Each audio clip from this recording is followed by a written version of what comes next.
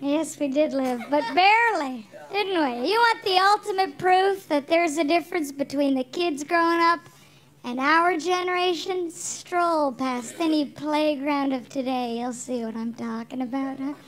Everything's built low to the ground with little wood chips or foam mats to break their fall.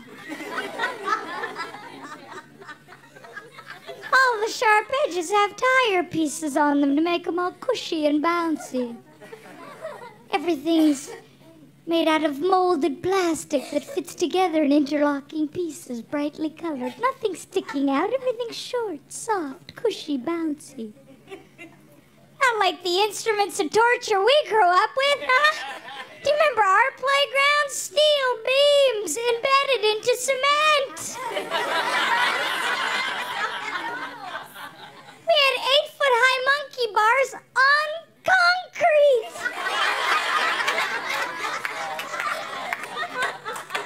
Hey, build it like a rocket. They'll climb to the top. What if they fall? Oh, their heads are soft. They'll bounce. Hey, they survived the cribs, didn't they? Let the little one-eyed bastards play.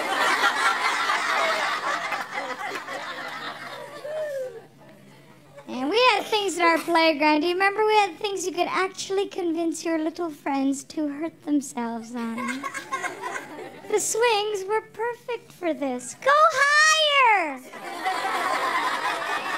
Go higher!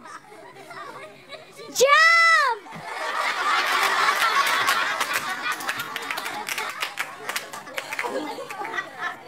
You're running up to the lifeless body of your best friend, poking it with a stick. Get up!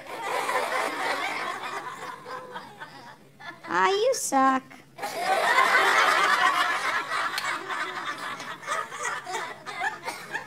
A teeter-totter, huh? With the right weight differential. This was a perfect catapult into traffic, wasn't it? Add another kid, aim for the highway. Teeter-totter was pretty much the chunky kid's revenge, wasn't it? You want to get off.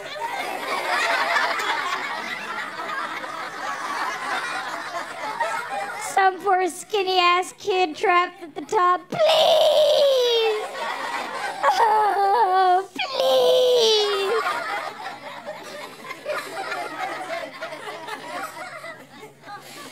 And I'm sorry, but I don't even want to think about the sadistic mind that invented the slide. Do you remember our slide? Do you? Vertical. Not even a hint of an angle, just a vertical climb 3-4 stories into the air. On those rungs that were that nicely polished rounded metal, and oh gosh, you remember how good the tread on our sneakers were back then, huh? Just a little bit less than the toothbrush handles of today. You're slipping off with every step. You fall off, you're hanging out like a barn door, aren't you?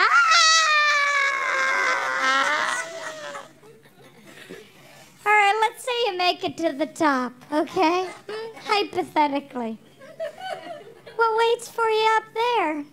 Oh, nothing. Just a huge hunk of metal burning up nicely in the noonday sun, huh? There's a fun ride down in your shorts.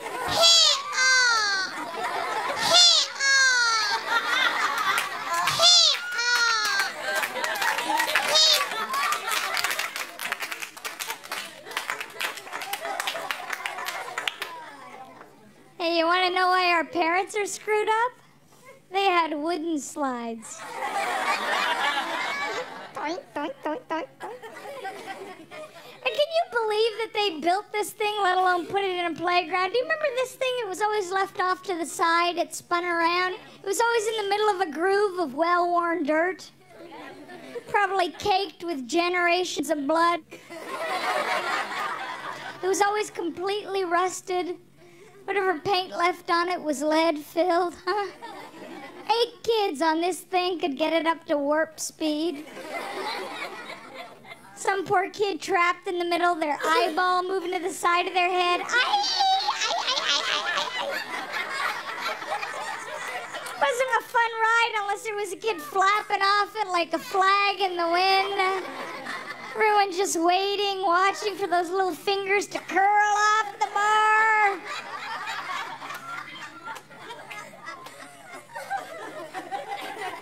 Well, this thing's so dangerous, it's gone now. It doesn't even exist now. They've all been dismantled. Now it's just a stump left with grass growing over it. Or you can take your little overprotected snot-nosed kid of today and go, yeah, that's where we lost Grandpa. I mean, the only thing left that's dangerous in the playgrounds of today are those stupid animals on a coil, huh?